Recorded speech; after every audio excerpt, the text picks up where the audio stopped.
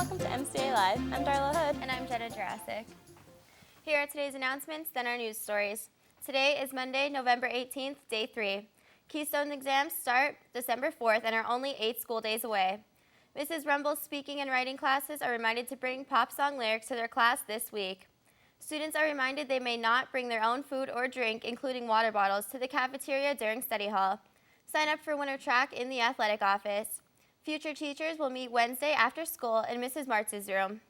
The Interact Club is sponsoring a coat drive. Please take donations to room 304 or the box in the main lobby. Faculty and staff yearbook photos will be taken tomorrow and Wednesday. There is a faculty meeting today at 2:20 in the LGL. And here's today's news. Part of the biology curriculum at MCA requires students to know and understand the structure and function of cells. Mr. Haden had a unique way to show his class what cells are made of and how they work. I, along with videographer Nick Stankiewicz, had the opportunity to sit on in his lesson. Students in Mr. Haden's Learning Support class recently had a unique hands-on experience with making cells using Jello and other candy. First, they took blue Jello that represented cytoplasm of a cell and cut it in half. Next, they used whoppers for the nucleus of the cell, which is like the brain and tells the cell what to do. Jelly beans were used for the mitochondria, which is the powerhouse of the cell because it converts nutrients to energy. Fruit roll-ups were spread through and crunched up to make the rough and smooth endoplasmatic reticulum of the cell, which tells proteins where to go. Raisins were used as lysosomes, which get rid of wastes in the cell. Finally, different colored fruit roll-ups were folded up and used as well for the Golgi apparatus, which packages and processes macromolecules such as proteins. It's a better way to visualize a cell rather than just a picture. You actually get to see it, what it's like as a 3D image, what more like a cell would actually look. Mr. Haden demonstrated step by step how each part of the cell works using these 3D models. Student Dawson Schaffler commented, "I really liked this project. It was a lot of fun and a great learning experience. I can't wait to eat this cell." As you can see, students not only learned about the cell, but also were able to enjoy them as tasty treats. Special thanks to Mr. Haden and his class for allowing MCA Live to sit in on this interesting lesson. Elks Student of the Month for October is senior Luke Duceman, the son of Chris and Dot Bloss, Mount Carmel, and Rich Duceman of Aristus. Luke is the president and drum major of the marching band and is in the symphonic, jazz, and pep bands as well. He is the vice president of the chorus and takes part in the spring musical. He is an anchor, reporter, and assistant editor of news reporting. Luke is president of the Spanish Club and a Haunted High student advisor. Outside of school, Luke works as a waiter at Mays Drive-In in Ashland and is a musician at Canopus Amusement Resort.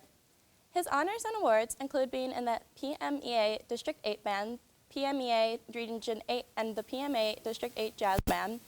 He also participated in the Susquehanna University Honors Band. Luke was awarded MCA Marching Band Rookie of the Year and Outstanding Musician in past years. He was a previous Elks Junior Teen of the Year and is a National Honor Society and an honor roll student. In his free time, Luke enjoys listening to, playing, and writing music, singing, reading, writing, and spending time with his friends and family. His future plans are to attend a 4-year college to major in music education. Congratulations on your achievements, Luke. Tyler will be right back with MCA Sports.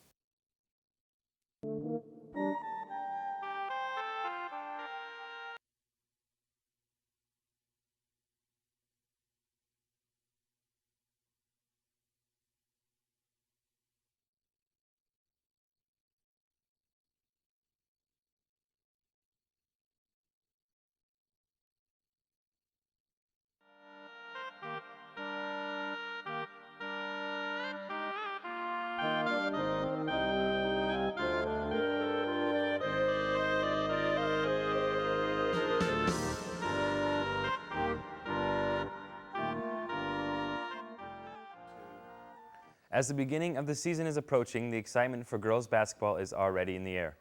New to coaching staff this year is Mr. Joe Verano, who will help assist head coach Lisa Verano and assistant coach Gary Spears. Returning key players for the Tornadoes are seniors Allie Verano, Anna Raybuck, and Paige Hornig, along with other juniors Jen Bullock, Isabel Steller, and Jordan Weinhofer. Also coming off from injury last year is Brianna Lutz, who will help add some height for the Tornadoes, along with fellow senior Darla Hood and sophomore Allie Parker. The girls finished last year as district champions for the third year in a row, also winning a game in the first round of states until their season was ended with a close game against Pine Grove. The Lady Red Tornadoes' first home game is against Northeast Bradford on Saturday, December 7th, starting at 5 p.m. Hopefully, all the Carmel Crazies will come out to support our girls. And speaking of basketball, do you want to see Coach Joe Vrano dribbling down the court? Tuesday, December 10th, Mr. Vrano will be dribbling and shooting his way past the Harlem Wizards. The Wizards are a professional basketball team that will give you a performance filled with talent, humor, and skill. Vrano, along with other former basketball players and teachers from local schools, will play against the Wizards. This fun-filled event benefits Southern Columbia's boys and girls basketball teams. The doors open at 5 p.m. and tip-off is at 6:30 p.m. There will be food and drink as well as the Wizards merchandise for sale. This entertaining game will surely get you on your feet. Tickets are $8 for students and senior citizens and $10 for adults. Tickets are available by calling Ed Siaco at 570-672-2432. If tickets are still available the day of the game, they will be $11 and $13 at the door. Come out to Southern Columbia Area High School on December 10th and see our very own geography teacher and basketball coach, Mr. Joe Vrano, get dunked on the court. Tonight in sports, we have the junior high girls basketball team will travel to Central Columbia starting at 5:30 p.m. Back to the news desk with Jenna for more news. Thanks, Tyler. Attention junior high students, save the date. This Friday, November 22nd, the senior class will host a dance for 7th and 8th grade students. This isn't your ordinary formal dance, however. This is only open to students who have 3 or less yellow cards from the first marking period as a reward for students' good behavior. Another difference is the dance will be held after school from 2:30 p.m. to 4:30 p.m. in the high school cafeteria. The entrance fee is $3 and seniors will be selling tickets all this week during Lunch A. There will also be delicious snacks and drinks available for purchase.